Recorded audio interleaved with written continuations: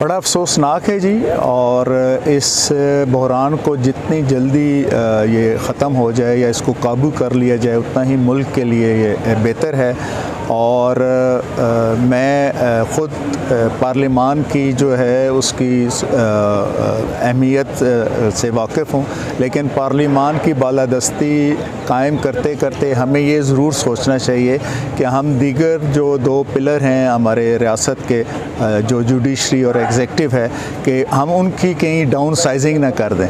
तो इसलिए ये बड़े एहतियात की ज़रूरत है। और जहाँ तक सुप्रीम कोर्ट का ताल्लुक़ है, मेरी राय में कि अगर पूरी सुप्रीम कोर्ट बैठ जाए, 15 जज साहिबान बैठकर जो भी उनके सामने इश्यूज़ हैं उनको डिसाइड कर लें, तो उससे एक बड़ा अच्छा और स्ट्रॉन्ग मैसेज जाएगा और एक उस जजमेंट की जो है एक सिग्निफिकेंस और वैल्यू ज़्यादा हो जाएगी। सर, जो एक बहरान इस वक्त मुल्क में चल रहा है कि 90 दिन में जो आइन की एक लाजमी जुज़ है कि 90 दिन में अंदर इलेक्शन कराने, लेकिन हुकूमत वो इलेक्शन नहीं करा रहे, कभी फ़ंड का बहाना बना रहे, कभी सिक्योरिटी का।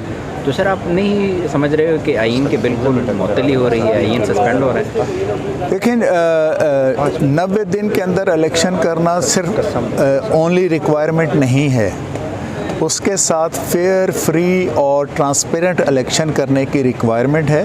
और इन चीज़ों को इंश्योर करने के लिए ज़ाहिर है वो जितने भी मतलब मेयर्स लेने हैं वो इलेक्शन कमीशन ऑफ पाकिस्तान ने लेने हैं। और अगर इलेक्शन कमीशन ऑफ पाकिस्तान ये कहता है जी कि हमारे पास इस वक्त इतने वसाइल नहीं हैं, हमने अभी मरदमशुमारी का इशू है, हल्का बंदियों का इशू है, या हमारे पास स्टाफ का इशू है, तो इन चीज़ों को बहरहाल कंसिडर भी करना होता है। और फिर चूँकि इस मामले में ऑलरेडी एक बड़ा ये डिस्प्यूट खड़ा हो चुका है कि 90 दिन की कदगन आप पंजाब असम्बली के लिए तो लगा रहे हैं, वो कदगन जो है जो दूसरी असम्बली टूटी हुई है केपी की, उसके ऊपर नहीं लगा रहे। और फिर आर्टिकल 254 के तहत ऑलरेडी सुप्रीम कोर्ट ख़ुद उस जो 90 डेज़ की लिमिट है उसको अबूर कर चुकी है। 254 यही कहता है कि अगर कोई काम जो है वो आइन में दिए गए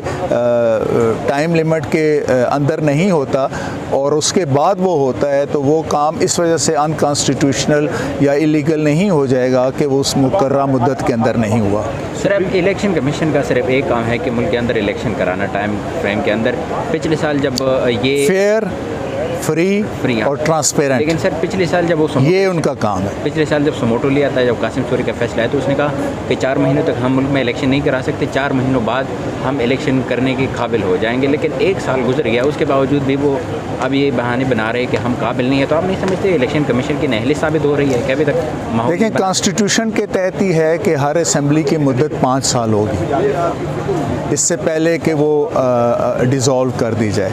अब कौमी असम्बली की ज़ाहिर है जो मुद्दत है, नई गवर्नमेंट आई है और उन्होंने ये कहा है, या तो उस दिन सुप्रीम कोर्ट जब ये फ़ैसला था, सुप्रीम कोर्ट ये डायरेक्शन दे देती कि ठीक है जी, आप अब इलेक्शन के लिए हम जा चुके हैं, आप इलेक्शन करवाएं। वो उस दिन वो उन्होंने नहीं किया, तो ज़ाहिर है फिर जो नई गवर्नमेंट आ गई और वो तो उन्होंने रिमेनिंग मुद्दत के लिए तो वो पूरी करना, अब ये उनकी डिस्क्रिप्शन है कि वो 5 साल 4 साल 364 दिन पूरे करके डिज़ोल्व मतलब फारिग होते हैं, असेंबली अपनी मुद्दत पूरी करती है।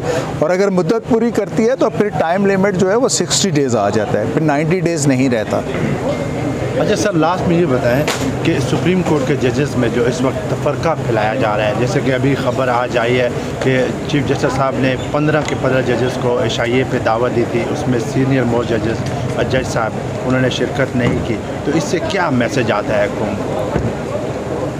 देखिए, ये तो वही बेहतर जज वही बेहतर बता सकते हैं, लेकिन मेरा ख्याल है कि चूँकि उनके क्यूरेटिव रिव्यू के विड्रॉल के ऊपर डिसीजन पेंडिंग है मोहतरम चीफ जस्टिस ऑफ पाकिस्तान के पास, तो शायद उन्होंने इस एहतियात के मद्देनज़र, क्योंकि कायद साहब ज़रा इन मामलात में ख़ासे मोहतात हैं, तो उन्होंने ये समझा हो कि इनके पास चूँकि मेरा मामला पेंडिंग है तो मुझे नहीं जाना चाहिए। हम नेक गुमानी रखते हैं, बदगुमानी की बजाय। सर, आप अरशद शरीफ साहब के वकील भी हैं, तो अभी तक अरशद शरीफ के केस में क्या अपडेट है, इस पर भी थोड़ा सा। जी, सुप्रीम कोर्ट ने लास्ट हियरिंग पे ऑर्डर किया था कि अप्रैल में ये केस जो है वो फिक्स हो, लेकिन अप्रैल तो गुजर गया, लेकिन केस फिक्स नहीं हुआ। अभी इसमें एक ये डेवलपमेंट हुई है कि जो एक पहली एफआईआर दर्ज हुई थी उसके ऊपर 173 की रिपोर्ट जो है लोकल पुलिस ने कोर्ट में सबमिट कर दी और कोर्ट ने जो है वो उसमें विटनेसेस को समन वगैरह किए हैं। अब हम उस जो प्रोसीडिंग्स हैं उनको स्टे करवाने के हवाले से सुप्रीम कोर्ट में हम एप्लीकेशन मूव कर रहे हैं कि जब तक आप इस मामले का फ़ाइनल डिसीजन नहीं कर लेते उस कोर्ट में किसी किस्म की प्रोसीडिंग्स नहीं होनी। अच्छा सर,